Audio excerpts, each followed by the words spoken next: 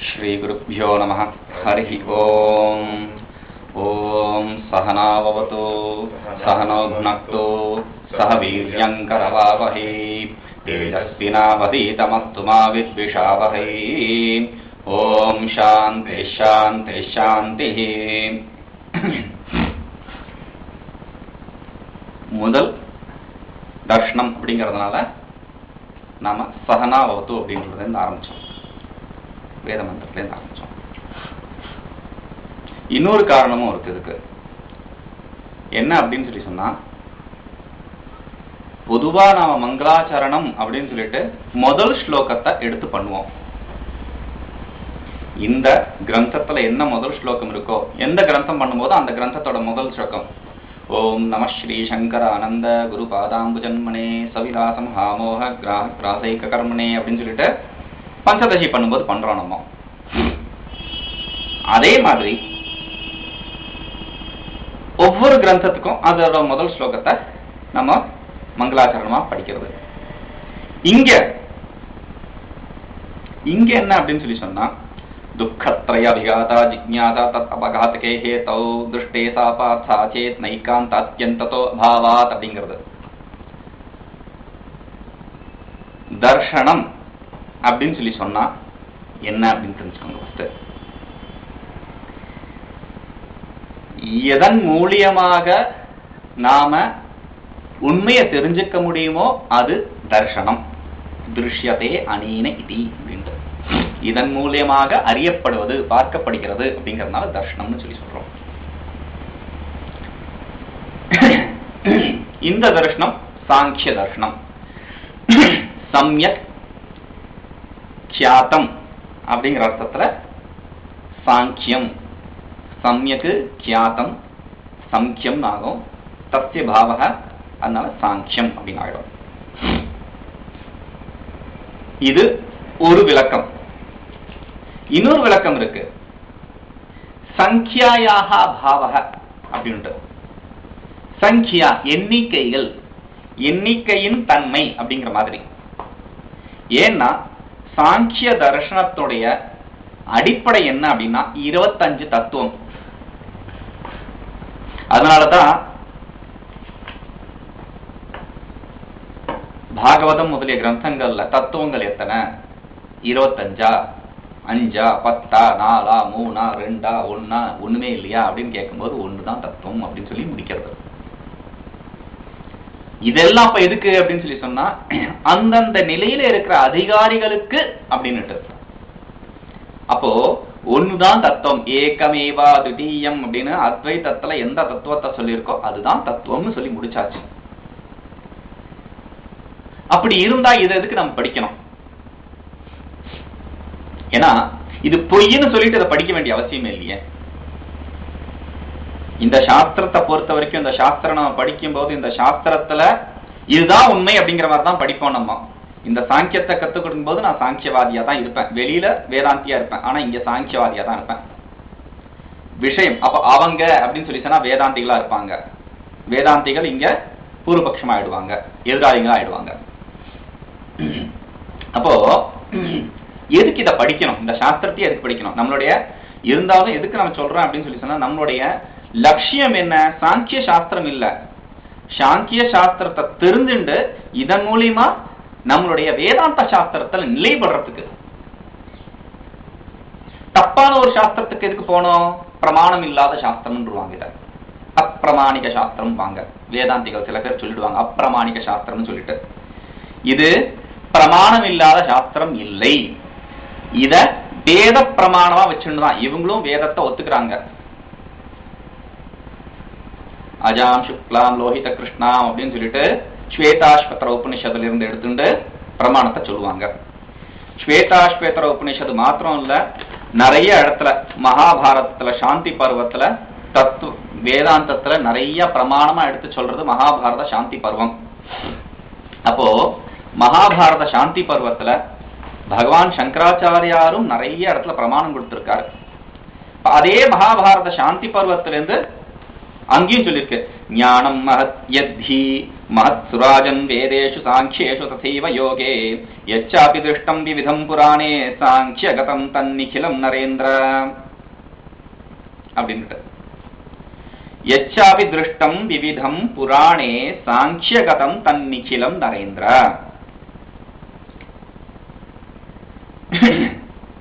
வேதேஷு சாங்கியேஷு ததைவ யோகே. வேதம், சாஸ்திரம், யோகம் இது எல்லாத்துலயும் எச்சாபி திருஷ்டம் விவிதம் புராணே, இல்ல பல வகையான சித்தாந்தங்கள் எது புராணத்துல நம்ம பாக்குறோமோ ஒவ்வொரு சித்தாந்தத்தும் ஒன்னொன்னுத்தையும் ஒரு சித்தாந்தமா சொல்லிட்டு இருக்கு. ஒருத்தன் பாகவத பக்தி அப்படிங்கிறான், இன்னொருத்தன் மோட்சம் ஞானத்தினாலதான் மோட்சம் அத்வைதங்கிறான், என்னென்னோ சொல்றாங்க. இதெல்லாம் ஆதாரம் என்னது? சாங்கியாகதம் தன்னிகிலம் நரேந்திர அப்படிங்கிறார். சாங்கியத்திலிருந்து வந்ததுதான் இது எல்லாமே அப்படின்னு சொல்லிட்டு அப்படின்னுட்டு சாங்கியவாதிகள் இதுக்கு பிரமாணமா கொடுப்பாங்க. சரி, ஸ்மிருதி கிரந்தத்திலிருந்து பிரமாணமா கொடுத்தா அது பிரயோஜனம் இல்லை. ஸ்ருதியில என்ன பிரமாணம் இருக்கு? ஏன்னா நமக்கு என்ன பிரமாணம்? ஸ்ருதி தான் பிரமாணம். தஸ்மா சாஸ்திரம் இவ பிரமாணம் தே அப்படின்னு பகவத்கீதை சொன்னதா இருக்கிறதுனால ஸ்ருதி தான் நமக்கு பிரமாணம். பிரபல பிரமாணம் ஸ்ருதி. ஸ்ருதியில என்ன சொல்லி இருக்கு அப்படின்னா ஸ்வேதாஸ்வேத்ரோபநிஷத்துல பார்த்தோம். ஸ்வேதாஸ்வேத்ரோபநிஷத்துல சொல்லியிருக்கு அப்படின்னாலும் தெளிவா கட்டோபநிஷத்துல தெளிவா சொல்லிடுது. என்ன? இந்திரியேபிய பரா ஹ்யர்த்தார்த்தேபியஸ்ச பரம் மனஹ, மனசஸ்து பரா புத்தேராத்மா மகான் பரஹ, மஹதः பரம் அவ்யக்தம், அவ்யக்தாத் புருஷः பரஹ அப்படின்ட்டு. இந்திரியேபிய பராஹி அர்த்தா, இந்திரியத்திலிருந்து அர்த்தங்கள் சிரேஷ்டமானது, அர்த்தத்தை காட்டிலும் மனசானது சிரேஷ்டமானது, மனசை காட்டிலும் புத்தியானது சிரேஷ்டமானது, புத்தியை காட்டிலும் மகத்தானது சிரேஷ்டமானது, மகத்தை காட்டிலும் சிரேஷ்டமானது பரம் அவ்யக்தம், அவ்யக்தமானது சிரேஷ்டமானது, அவ்யக்தத்தை காட்டிலும் புருஷः பரஹ அப்படின்னு சொல்லி முடிச்சு. புருஷன் தான் பரம். சா காஷ்டா சா பராகதி புருஷாத் ந பரம் கிஞ்சித், சா காஷ்டா சா பராகதி முடிக்கிறது. புருஷனை காட்டிலும் சிரேஷ்டமானதாக இங்கு வேறு ஒண்ணுமே இல்லை, அதுதான் காஷ்டா, அதுதான் முடிவான நிலை அப்படின்னு சொல்லி வேதமானது முடிக்கிறது. அப்போ புருஷன் தான் தத்துவம் அப்படிங்கிறது நமக்கு அங்கேயும் தெரியுது. எதுக்கு புருஷன் தத்துவம்? புருஷன் தத்துவம் பொண்டாட்டி தத்துவம் இல்லையா அப்படின்னு கேட்டா இங்க புருஷன் அப்படிங்கிறது ஆத்மாவை சொல்றது. சாங்கியர்கள்ல புருஷன் ஆத்மா. அப்போ இந்த சாஸ்திரத்துடைய விஷயம் 25 தத்துவங்களின் எண்ணிக்கை அப்படின்னு சொல்லி சொல்லியாச்சு. 25 தத்துவத்தை வச்சுட்டு சொல்லிட்டு இருக்கான். இதுல இத படிக்கிறதுக்கு இன்னொரு காரணம், ஸ்தூணா நிக்கன நியாயம்னு சொல்லுவான். ஒரு தூணை நட்டு வச்சுட்டு அதுக்கு சைட்ல கல்லெல்லாம் வச்சு ஆட்டி பாக்குறது. எதுக்கு ஆட்டுறது? அது கல் அந்த கம்பை பிடுங்கணும்னு முயற்சி பண்றதுக்கா? இல்ல, அந்த கல்லு பிடுங்காம வரணும் அப்படிங்கறத பாக்குறதுக்கு. அப்படி வேதாந்தத்துல நம்ம நிலைப்படணும் அப்படின்னு சொல்லி சொன்னா, வேதாந்தங்கிற தூணானது நிலைப்படணும் அப்படின்னு சொல்லி சொன்னா அதை சுத்தி இந்த மாதிரியான கல்லு போட்டு அடிச்சு ஸ்ட்ராங் பண்ணணும். அதுக்கு இந்த சாங்கியமானது ஒரு முக்கியமான சித்தாந்தமா ஆயிடுறது. சாங்கியத்துக்கு, சாங்கியவாதிகளுக்கு சாங்கியம் சித்தாந்தம், யோகவாதிகளுக்கு யோகம் சித்தாந்தம். ஒவ்வொரு தரமும் திருப்பி திருப்பி சொல்லுவேன், தெளிவாய் புரிந்தாலே சித்தாந்தம், தெளிவின்றி போனாலே வேதாந்தம். அப்படி இல்லை, இங்க பாடிட்டு அழகா அது எதுகை மோனையில வந்துடுறதுங்கிறதுனால பாடியாச்சு. தெளிவாய் புரிந்தாலே சித்தாந்தம், தெளிவின்றி போனாலும் சித்தாந்தம் தான். அது என்ன? எனக்கு தெளிவா இருக்கானோ நான் இல்லையோ, நான் எந்த விஷயம் இதுதான்ப்பா இப்படிதான்ப்பா அப்படின்னு சொல்லி முடிச்சிட்டேன்னா அதுதான் சித்தாந்தம். வேதாந்திகளுக்கு வேதாந்தம் சித்தாந்தம், சாங்கியர்களுக்கு சாங்கிய சித்தாந்தம். அவங்களுக்கு அவங்களுடைய முடிவு தான் சித்த அந்தம் இது சித்தாந்தம். எது முடிவான தீர்மானமோ என்னுடையது அதுதான் சித்தாந்தம். அப்போ ஒவ்வொருத்தருக்கும் சித்தாந்தமானது மாறுபடும். இங்க சாங்கியவாதிகளோட சித்தாந்தம் சாங்கியம், நம்மளுடைய சித்தாந்தம் சாங்கியம் அப்படின்னு வச்சுக்கோங்க. வேதாந்தத்துக்கு சாங்கியம் எப்படி அந்த கல்லு மாதிரி இருக்க முடியும் அப்படின்னு கேட்டா, பிரம்மசூத்திரத்துல 2வது அத்தியாயம் முழுவதும் போனீங்கன்னா, ஒரு 2வது அத்தியாயத்துல 2 பாகம், 2 பாதம், 2வது பாதத்துல பாதி வரைக்கும் சாங்கியவாதி தான் எதிராளியா இருப்பான். போட்டு நோண்டு நோண்டு நோண்டு நோண்டிடுவான். ஏன்னா சாங்கியம் தான் க்ளோசஸ்ட் சித்தாந்தம், நெருங்கிய சித்தாந்தம். அத்வைத வேதாந்தத்துக்கு ரொம்ப நெருங்கியதா இருக்கிற சித்தாந்தம் இதுனா சாங்கியம். சின்ன சின்ன வித்தியாசங்கள். இவன் ஜீவன் பல அப்படிமா, வேதாந்தி ஜீவன் ஒண்ணுதான் அப்படிமா. இவன் கர்த்தா போக்தா அப்படிமா, அவன் கர்த்தா போக்தா இல்ல அப்படிமா. இந்த மாதிரியான சின்ன சின்ன விஷயங்கள்ல வேறுபாடு உண்டாறதே தவிர இவனும் ஆத்மா நித்தியம் அப்படிமா, புருஷன் நித்தியம், அவனும் ஆத்மா புருஷன் நித்தியம் அப்படிமா. அப்போ இந்த விஷயத்துலலாம் பேதம் இல்லை. அந்த போக்தா கர்த்தா இந்த மாதிரியான சின்ன சின்ன விஷயங்கள்ல பேதம் இருக்கு. அதனால ஒரு பிரமை உண்டாக வாய்ப்பு இருக்கு, நமக்கு ஒரு கன்ஃபியூஷன், ஒரு பிரச்சனை உண்டாக வாய்ப்பு இருக்கு. ஏன்னா பொதுவா என்ன பண்றான், நம்ம இந்த மாதிரி பக்கத்துல நெருங்கியதா இருக்கிற சித்தாந்தத்தெல்லாம் வச்சு பார்த்துட்டு ரெண்டும் ஒண்ணுதான் அப்படின்னு போயிடுவான். ஜென் புத்திசமும் வேதாந்தமும் ஒண்ணு அப்படிமா.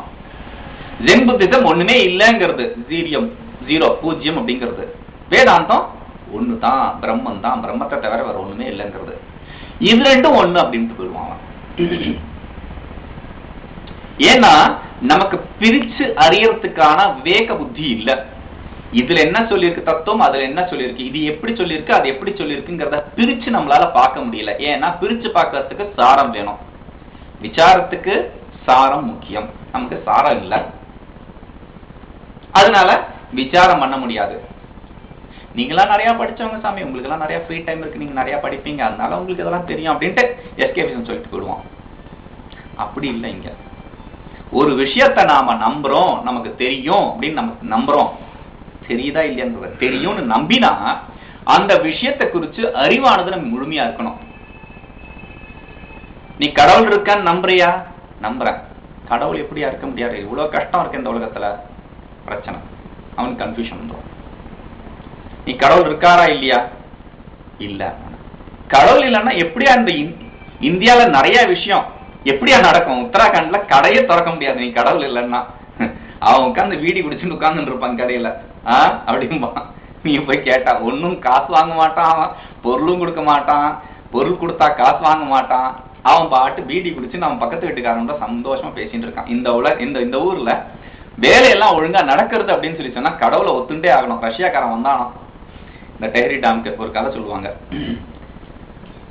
இந்த டெஹரி டாமோட ப்ராஜெக்ட் ஆரம்பத்துல வந்திருக்காங்க. அவங்க அங்கேருந்து அவங்கள ஒரு குரூப்பை கூட்டு வந்திருக்காங்க. அப்போ ரஷ்யாக்காரங்க எப்படி கடவுளை ஒத்துக்காதவங்க, கம்யூனிசம், கடவுளை ஒத்துக்காதவங்க, இப்பெல்லாம் மாறிட்டு இருக்காங்க, கடவுளை ஒத்துக்காதவங்க அவங்க. வாட் இஸ் மைண்ட் அப்படின்னு கேட்பாங்க. ஏன்னா மைண்ட் அப்படிங்கிறது ஒரு முக்கியமான விஷயம், மனசு அப்படிங்கிறது ஒரு முக்கியமான விஷயம், விசாரம் பண்ணணும் அப்படின்னு சொல்லி சொன்னா. ஏன்னா எல்லாமே மனசு அடிப்படையில தான் இருக்கு. அதுல வாட் இஸ் மைண்ட் அப்படின்னா நோ மேட்டர் அப்படின்றான். மனசு என்னது?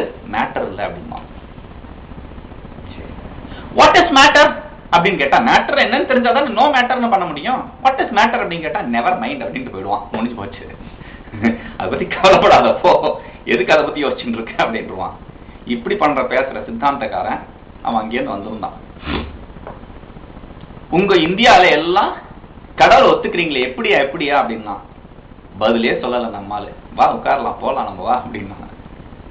அங்கேருந்து ஸ்லோவா அவனை கொண்டு வந்தான் தேடிக்கு, திருப்பியும் கொண்டு போய் இறக்கி விட்டான் ஏர்போர்ட்ல. காலை தொட்டு கொண்டான். இந்தியால வந்தவொடனே எனக்கு கடவுள் இருக்கான்னு தெரிஞ்சு போச்சு. எப்படிரா அப்படின்னா, இங்க இல்லாட்டி எப்படி இதெல்லாம் நடக்கும்? இவ்வளவு கேஸ்க்கு நதியில எல்லாமே ஒழுங்கா நடந்துட்டு இருக்கு. எப்படி உலகமானது தன்னுடைய அதே உலகம் இல்ல மற்ற எல்லா கிரகங்களும் அதே பாணியில சுத்தின்னு இருக்கு. கொஞ்சம் அந்த பக்கம் இந்த பக்கம் போச்சுன்னா எல்லாம் பிரச்சனை ஆயிடும். அந்த மாதிரி போகாம அதே முறையில சுத்தின்னு இருக்கிற மாதிரி இந்த உலகத்துல இங்க வந்து ஒருத்தரும் ரூல் எதுவும் பார்க்கல. பாருங்க, இங்க இருந்து ரைட்ல கட் பண்ணி இப்படி போனீங்கன்னா அந்த கார்னர்ல அப்படியே வண்டி நிறுத்தி வச்சுட்டு அவன் பக்கத்து வீட்டுக்காரன் கூட ரோட்ல நின்று பேசிட்டு இருப்பான். அவன் பக்கத்து வீட்டுக்காரன்ட்டா ரோட்ல நின்று பேசிட்டு இருப்பான். ஒரு டிராபிக் மரியாதை இல்ல. டிராபிக் மரியாதையை யார் யார் பாலிக்கிறாங்களோ அவங்களுக்கெல்லாம் பிரச்சனை. அதனால இதெல்லாம் பார்த்துட்டு அவன் சொன்னான், நான் நிச்சயமா நம்புறேன் இப்ப கடவுள் இருக்காரு, இல்லாட்டி இதெல்லாம் நடக்கிறது ரொம்ப கஷ்டம். இவ்வளோ ஒழுக்கக்கேடுக்கும் இடையில ஒழுங்கான ஒரு ஒழுக்கம் இருக்கு அப்படின்னா கடவுள் கண்டிப்பா இருக்காருப்பா அப்படின்னா. அந்த மாதிரி கடவுள் இருக்காருன்னு ஒத்துக்கிறாங்க அவங்க எல்லாம். இப்போ நாம என்ன பண்றோம் சாங்கியர்கள் அப்படின்னு கேட்டா, ஒரு சூத்திரம் அந்த சூத்திரத்தை வச்சுண்டு கடவுள் இருக்காரு கடவுள் இல்லை அப்படின்ட்டு கபிலரோட சூத்திரத்தை ஒரு சூத்திரத்தை வச்சுண்டு சில பேர் கடவுள் இருக்காருன்னு ஒத்துக்கிறான், சில பேர் கடவுள் இல்லைன்னு ஒத்துக்கிறான். பொதுவா என்ன, சாங்கியர்கள் நிரீஸ்வரவாதிகள் அப்படிங்கறதான் சித்தாந்தம். சாங்கியர்கள் ஈஸ்வரனை ஒத்துக்காதவங்க. அதனாலதான் ரெண்டு சித்தாந்தம் என்ன, யோகம் சாங்கியம், இது ரெண்டுமே கம்பைன்டு சித்தாந்தம். இது அதுக்கு உதவிகரமா இருக்கு, அது இதுக்கு உதவிகரமா இருக்கு. என்ன, சாங்கிய சாஸ்திரத்துல எந்த சித்தாந்தமானது சொல்லப்பட்டதோ அது யோக சாஸ்திரத்துல பயிற்சியா சொல்லப்பட்டிருக்கு, அதுக்கு சாதனைகளை சொல்லியிருக்கு. அதனாலதான் பிரம்மசூத்திரத்துல 1.5 அத்தியாயம் 1.5 பாதம் ஃபுல்லா சாங்கியத்தை போட்டு தீட்டிட்டு அப்புறம் யோகக்காரன் வந்து நிக்கிறான், ஒரே சூத்திரத்துல அவனை தூக்கி போட்டுறாரு, முடிஞ்சு போச்சு. ஒரே சூத்திரம் யோகத்துக்கு முடிஞ்சு போச்சு. அப்படி சாங்கியமா யோகமா சித்தாந்தம் எது, இது அதை காம்ப்ளிமெண்ட் பண்றது, அதை இது காம்ப்ளிமெண்ட் பண்றது, ரெண்டுமே ஒரே குட்டையில உருண்ட மட்டதான், வித்தியாசம் இல்லை. சாங்கியர்கள்ல இன்னொரு விசேஷம் என்ன, சாங்கியர்கள்ல இன்னொரு விசேஷம், வேதாந்தத்துக்கு நெருங்கின ஒரு சம்பந்தம் உள்ள விசேஷம் என்ன அப்படின்னு கேட்டா, வேதாந்தியம் என்ன சொல்லுவான், ஞானத்தினாலதான் மோட்சம்மா. சாங்கிய ஞானத்தினாலதான் மோட்சம்மா. சாங்கியனுக்கும் ஞானத்தினாலதான் மோட்சம், வேதாந்திக்கும் ஞானத்தினாலதான் மோட்சம். ரிதே ஞானே ஞானாதிருத்தே ந கைவல்யம் அப்படிமா, நான் மோட்சம் அப்படிமா, அதனால ந முக்தி அப்படிமா. இவங்களுடைய சித்தாந்தம் ரெண்டுமே இந்த ஞானத்தை ஒத்துக்கிற சித்தாந்தம் ரெண்டுமே சமமா இருக்கு. அந்த விஷயத்துல அந்த நிலையில அதுவும் ஓகே. சாங்கியர்கள் ஒத்துக்கிற 25 தத்துவங்கள், 25 தத்துவங்கள். ஃபர்ஸ்ட் மூல பிரகிருதி. மூல பிரகிருதி அப்படின்னு சொல்லி சொன்னா மூலச்ச அசௌ பிரகிருதிச்ச அப்படின்னு அங்க பிரிச்சுருவான், எல்லாத்துக்கும் மூல காரணமா இருக்கிறது அப்படின்ட்டு. மூல பிரகிருதி முன்னாடி இருக்கிறது, அதோடு நம்மளை பாரியா அப்படிமா, புருஷன், அப்புறம் மூல பிரகிருதி, அதுக்கப்புறம் மகத்து, மகத்துல இருந்து அகங்காரம், அகங்காரத்துல இருந்து பஞ்ச தன்மாத்திரை, பஞ்ச தன்மாத்திரையில இருந்து பஞ்ச மகாபூதங்கள், பஞ்ச மகாபூதங்கள்ல இருந்து அதுக்கு வேண்டான இந்திரியங்கள், கர்மேந்திரியம் 5, ஞானேந்திரியம் 5, அதுக்கப்புறம் மனசு. 25 தத்துவம், 5 கர்மேந்திரியம், 5 ஞானேந்திரியம், 5 தன்மாத்திரை, பஞ்ச மகாபூதம். இப்போ இது 20 ஆயிடுச்சு.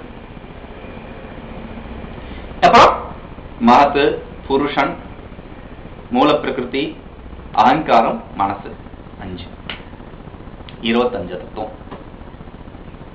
இந்த 25 தத்துவமும் விஸ்தாரமா இருக்கு அப்படிங்கறதுனால இந்த 25 தத்துவத்தையும் குறுக்கி வகைப்படுத்த முடியும் 4 தத்துவமா. சாங்கியர்கள் ஒத்துக்கிற இந்த 25 தத்துவத்தையே 4 தத்துவமா ஒத்துக்க முடியும், வகைப்படுத்த முடியும். எப்படின்னா, பிரகிருதி, பிரகிருத்தினா ஆதாரம், அடிப்படை, பொதுவா சாதாரணமா இருக்கிறது, மாற்றமடையாத இருக்கிறது பிரகிருதி. அடுத்தது விக்ருதி, மாற்றம். பிரகிருதி மாறாதது, விக்ருதி மாற்றம். முதல் பிரகிருதி, இரண்டாவது விக்ருதி, மூணாவது தெரிஞ்சதுதான் பிரகிருதி விக்ருத்தியும். பிரகிருத்தியாவும் இருக்கும், விக்ருத்தியாவும் இருக்கும். அது எப்படி, அப்பா நமக்கு அப்பா, அவங்க அப்பாவுக்கு புள்ள, அந்த மாதிரி பிரகிருத்தியாவும் இருக்கும், விக்ருத்தியாவும் இருக்கும். அதே மாதிரி நாலாவது என்னதான் இருக்க முடியும், ஒரே வழிதான், பிரகிருத்தியாவும் இல்லாத விக்ருத்தியாவும் இல்லாம இருக்கிறது. அப்போ இந்த 4ல வகைப்படுத்துவோம், இதெல்லாம் ஸ்லோகத்துல பின்னாடி பார்ப்போம்.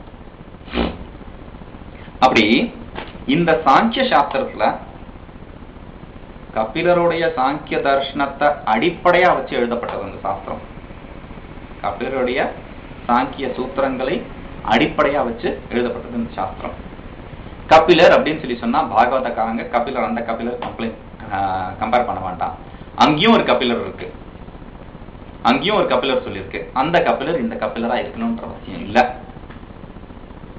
அப்போ கபிலர், ஏன்னா கபில கீதா அப்படின்னு சொல்லி சொல்லுவாங்க. கபில கீதா எடுத்து பார்த்தீங்கன்னா கபில கீதா எல்லாம் அத்வைதபரமா இருக்கும்.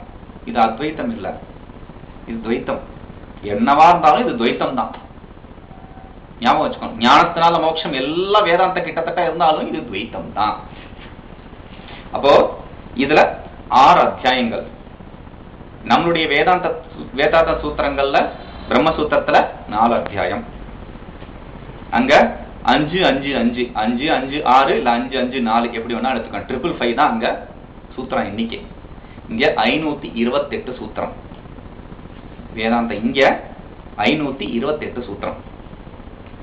முதல் அத்தியாயத்துல 164, 2வது அத்தியாயத்துல 47, 3வது அத்தியாயத்துல 84, 4வது அத்தியாயத்துல 32, 5வது அத்தியாயத்துல 130, 6வது அத்தியாயத்துல 71 அப்படின்னு பிரிச்சிருக்கு. ஒரே சங்கிய எண்ணிக்கை இருக்கணும்னு அவசியம் இல்ல. சூத்திரங்கள்ல எப்படி வேணாலும் இருக்கலாம். அதனால 6 அத்தியாயம். அப்படி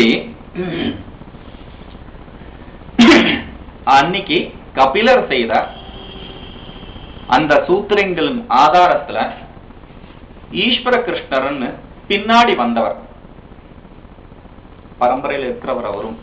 ஏன்னா பின்னாடி ஆசிரியரபி பஞ்சசிகாய அப்படின்னு சொல்லிட்டு தேன பௌதாகிருதம் தந்திரம் அப்படின்னு சொல்லிட்டு ஸ்லோகம் வரும். ஒவ்வொருத்தரும் ஒருத்தர் கொடுத்தாங்க அப்படின்னு சொல்லி ஸ்லோகம் கொடுப்பாங்க பரம்பரையை சொல்றதுக்கு. ஏன்னா பரம்பரை பெருமையை அடிச்சுக்காத அப்படிமா.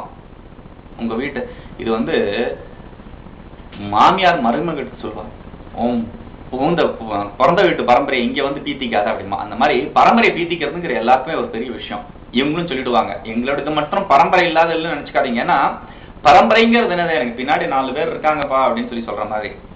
சும்மா இல்ல, நான் தனி ஆள் இல்ல, எனக்கு பின்னாடி 4 பேர் இருக்காங்கிற மாதிரி ஒரு பரம்பரை. அப்படி அந்த பரம்பரைய இங்க சொல்லிப்பாங்க. இப்ப நமக்கு இந்த பரம்பரையில யார் முக்கியம்னா ஈஸ்வர கிருஷ்ணர். கபிலர் இருக்கவே இருக்காரு, சூத்திரம் நம்ம பார்க்கல. சிம்பிளா சாங்கிய தர்ஷனம் என்ன அப்படின்னு தெரிஞ்சுக்கிறதுக்கு முதல் தர்ஷன பிரவேசம்ங்கிறதுனால இந்த காரிகைகளை பார்ப்போம். காரிகைகள்னா ஸ்லோகங்கள். இந்த ஸ்லோகங்களை நம்ம பார்ப்போம். விஷம விருத்தம் அப்படின்ட்டு 10 6 6 10 இதனுடைய விருத்தத்துக்கு இதனுடைய அணிக்கு இந்த சீர் எப்படி இருக்கணும், 10 எழுத்து 6 எழுத்து, திருப்பி 6 எழுத்து 10 எழுத்து அப்படி வரும். 8 8 பிரிக்க கூடாது. விஷம விருத்தம். இந்த காரிகைகளை எழுதினவர் ஈஸ்வர கிருஷ்ணர் அப்படிங்கிறவர்.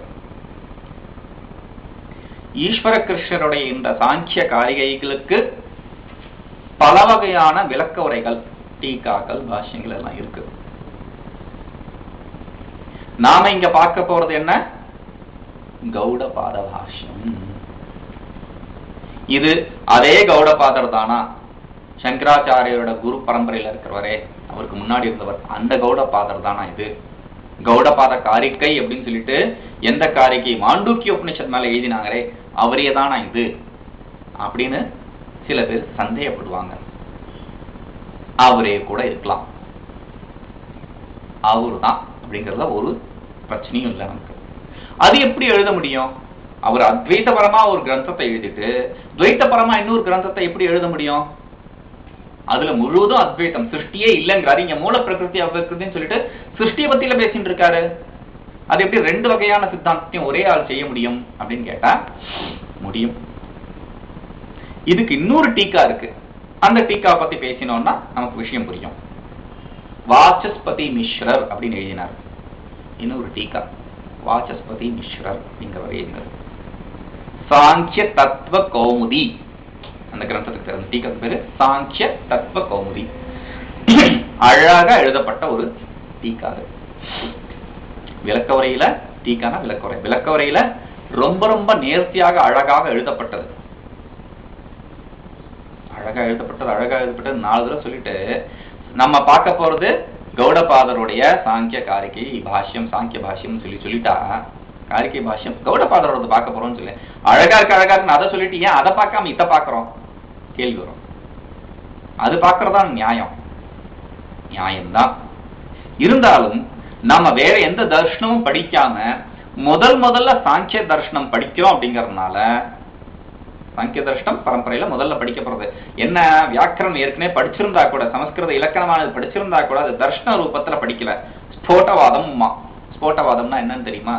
ஸ்போட்டவாதம்னா போட்டவாதம்னு தெரியும் நமக்கு வேற ஒண்ணுமே தெரியாது. சப்தங்கள் 2 அப்படி அந்த சப்தத்தோட உச்சாரணையும் போது அது வெடிக்குமா, அதுல இருந்து அர்த்தமானது உண்மை, சப்த பிரம்மம் அப்படிமா. இப்ப நமக்கு தெரியாது இந்த விஷயம். அப்போ சப்த பிரம்மம் அப்படிங்கிற விஷயத்த பிலாசபியா, சித்தாந்தமா, தர்ஷனமா நாம அங்க படிக்கல. அதனால முதல் தர்ஷனம் சாங்கிய தர்ஷனம். சமஸ்கிருதம் படிச்சிருந்தா கூட சாங்கிய தர்ஷனம் தான் முதல் தர்ஷனமா ஆகுது. அதனால இதுக்கும் அதுக்கு என்ன சம்பந்தம்? முதல் தர்ஷனம் இது இருந்தா இன்னும் விளக்கமா அழகா இருக்கிறத அதை படிக்கலாமே. அது வாசஸ்பதி மிஸ்ரர் அப்படிங்கிற மாதிரி ஒரு பெரிய புத்திமானால எழுதுவார். இப்ப இது எழுதுனது ரொம்ப புத்தி இல்லாதவரா? அப்படி இல்லை. ஏன்னா இதெல்லாம் தர்க்கம் அடிக்கடி டக்கு டக்குன்னு வந்துடும். இது எழுதினவரும் புத்திமான். அவர் எப்படின்னா தர்க்க குஷலர். நியாயத்தோடைய பிரயோகங்கள் ரொம்ப பயங்கரமா இருக்கும். அவர் ஒன்னொன்னுத்துக்கும் எழுதியிருக்காரு. இதுக்கு இந்த மாதிரி தத்துவ கௌமுதி, அதுக்கு தத்துவ வைசாரதின்னு இன்னொன்னு, யோகத்துக்கு ஒன்னொன்னுத்துக்கும் எழுதுவார். அவரு எந்த சித்தாந்தத்தை எழுதுறாரோ அந்த சித்தாந்தம் தான் கரெக்ட், மற்ற சித்தாந்தம் தப்புன்னு ப்ரூவ் பண்ணிடுவாரு. அது கன்ஃபியூஷன் உண்டு பண்ணலாம், அது வேற விஷயம். ஆனா தர்க்க பாஷை, சமஸ்கிருதம் மாத்திரம் இல்லாம நியாய பாஷை, ஒரு இடத்தையும் தர்க்கத்தை கொடுப்பாங்க, லாஜிக் கொடுப்பாங்க. அந்த லாஜிக் நமக்கு தெரியாது. எது பிரதிஜா, எது ஹேத்து, எது உதாரணம், எது உபநயம், எது நிகமம், இதெல்லாம் நமக்கு தெரியாது. இந்த மாதிரி அந்த பஞ்ச அவயவ வாக்கியம்னு சொல்லுவான் நியாயத்துல, அது தெரியாம இருக்கும்போது அது ஒன்றும் புரியாது நமக்கு. என்னையா இது, ஏதோ படிக்கணும்னு வந்தா என்னென்னவோ பேசிட்டு இருக்காங்க அப்படின்னு ஆயிடும்.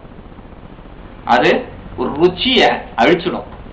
சாங்கியம்ங்கிறது நமக்கு என்னன்னு தெரியணும். சாங்கியத்தை சித்தாந்தமா நம்ம ஏத்துக்க போறது இல்ல. சாங்கியங்கிறது என்னன்னு தெரியணும். என்னன்னு தெரியறதுக்கு சிம்பிளான ஒரு கிரந்தம் போதும் நமக்கு. அதனால கௌடபாத பாஷ்யம். கௌடபாத பாஷ்யம் அப்படின்னு சொல்லி சொன்னா, கௌடபாதரை பத்தி இன்னொரு விஷயம் சொல்லணும்.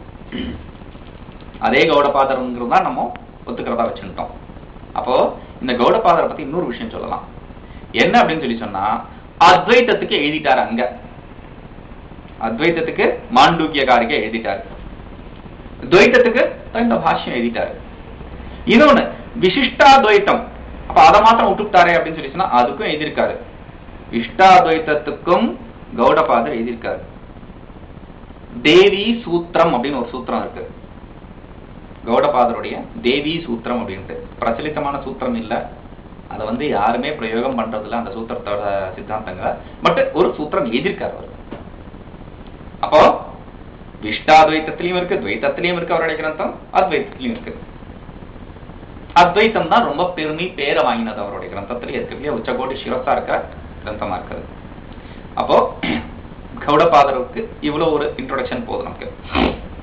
சரி, அப்போ சாங்கிய தர்ஷனம் அப்படின்னா என்னன்னு பார்த்தோம். இத்தனை வாதங்களுக்கும் நடுவுல விசேஷம் என்ன? இந்த சாங்கியவாதத்துல சத்காரியவாதிகள். காரியம் சத்து, காரணம் சத்து அப்படின்னு ஒத்துக்கிறவங்க இவங்க. காரணம் சத்தா இருக்கிறதுனால காரியமானது சத்து அப்படின்னு சொல்லிட்டு ஒத்துக்கிறவங்க.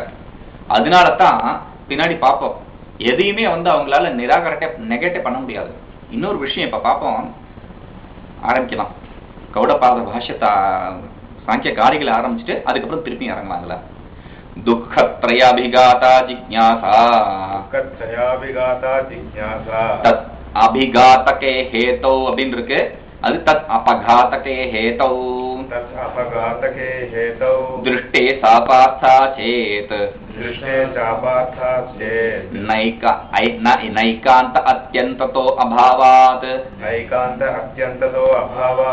அபிகாதகே அப்படின்னு இருக்கிறத அபகாதகேன்னு மாத்திக்கணும். ஏன்னா மத்த இடத்துல அபகாதகே அப்படின்னு தான் இருக்கு. பாப்போம்.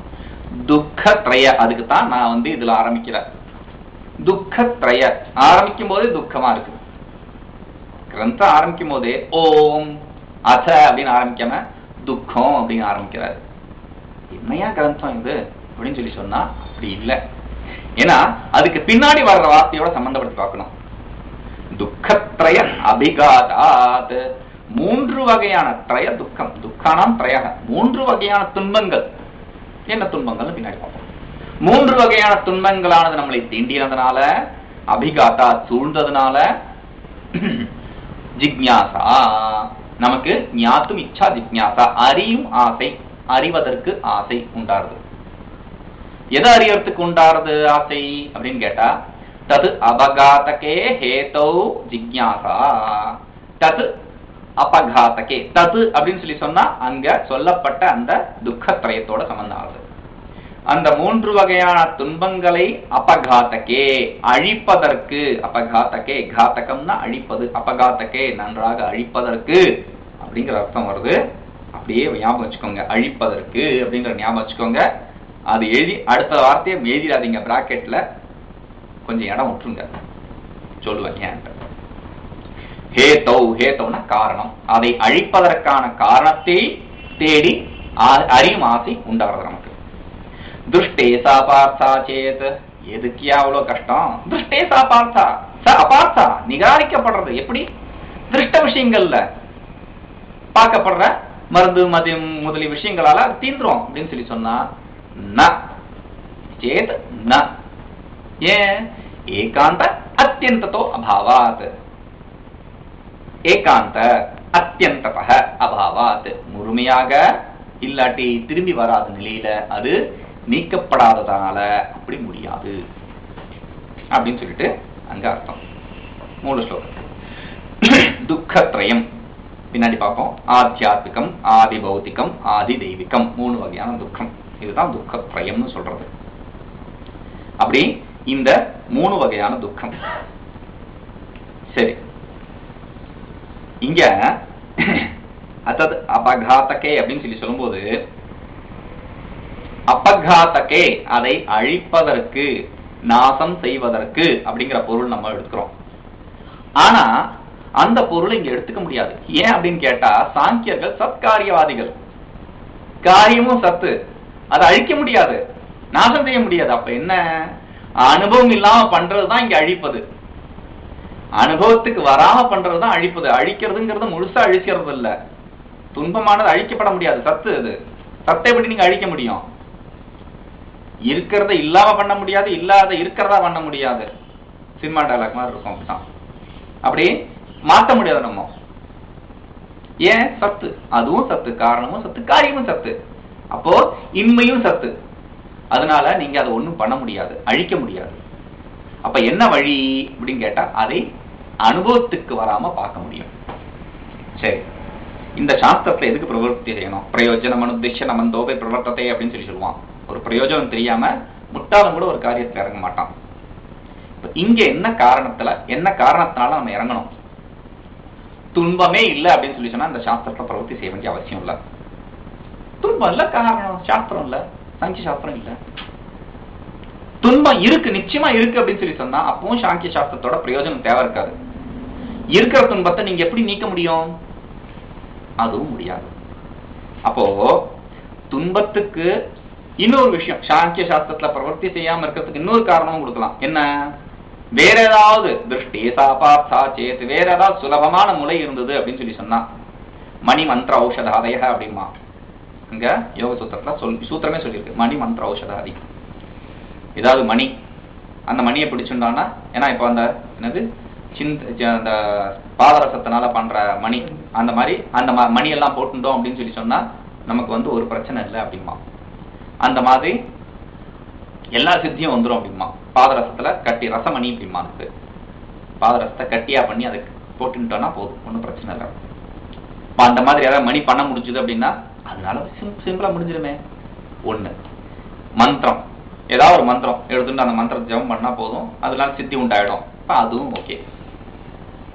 இன்னொன்னு ஔஷதி, மருந்து வகைகள், வேறு ஜடி ஊட்டி அப்படிமா, ஏதாவது வேற எடுத்து அரைச்சு சாப்பிட்டனா போதும்.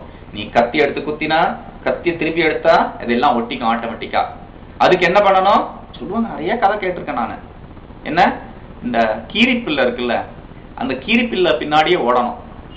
கீரிப்புள்ள அதோட புதர்ல வச்சிருக்குமா அந்த மாதிரி ஒரு ஔஷதி, அந்த மாதிரி ஒரு வேரை.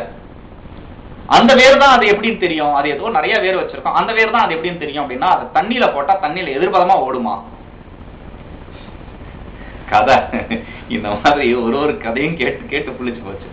அந்த மாதிரி இருக்கும். கீரிப்பிள்ளை பின்னாடி ஓடுறது பெரிய விஷயம், அதை எடுத்து கண்டுபிடிச்சு தண்ணியில போட்டு அது பாட்டு ஓடி போச்சு, நான் என்ன பண்றது இவ்வளவு கஷ்டப்பட்டு. அந்த மாதிரி அப்போ ஈஸி வழி இருந்ததுன்னா, நமக்கு சுலபமான வழி இருந்ததுன்னா இந்த மாதிரி கஷ்டப்பட வேண்டிய அவசியம் இல்லை. சாங்கிய சாஸ்திரத்தை படிச்சுட்டு அப்படின்னா அதுக்கு வழி இல்லை அப்படின்றத பார்ப்போம் நம்ம. சரி, துக்கத்ரயம் அப்படின்னா ஆத்தியாத்மிகம். ஆத்தியாத்மிகம் ரெண்டு வகையா பிரிக்கலாம் திருப்பி. சரீரம் மானசஞ்ச. உடம்புல உண்டார பிரச்சனை, மனசுனால உண்டார பிரச்சனை. உடம்புல உண்டார பிரச்சனை வாத பித்த கபம்னு, மனசுல உண்டார பிரச்சனை தெரியும், மனோவிஞ்ஞானத்துல எல்லாம் பிரச்சனை எல்லாம் பார்ப்போம் நம்ம, அந்த மாதிரி. ரெண்டாவது ஆதி பௌத்திகம். ஆதி பௌத்திகம் மனுஷனால உண்டாருது, பூதங்கள்னால உண்டாருது, மனுஷன் மிருகம் முதலியதுனால உண்டாருது, இது ஆதி பௌத்திகம். மூணாவது ஆதி தெய்வீகம். ஆதி தெய்வீகம் தெய்வத்தினால உண்டாருது, யக்ஷராட்சர்கள் உண்டார இடி மழை முதலிய கொடுமைகள், இப்படி இந்த மாதிரியான பிரச்சனை. சரி பார்ப்போம். ஓம் பூர்ணமதః பூர்ணமிதம் பூர்ணாத் பூர்ணமுதச்யதே பூர்ணஸ்ய பூர்ணமாதாய பூர்ணமேவாவசிஷ்யதே. ஓம் சாந்தி சாந்தி சாந்தி.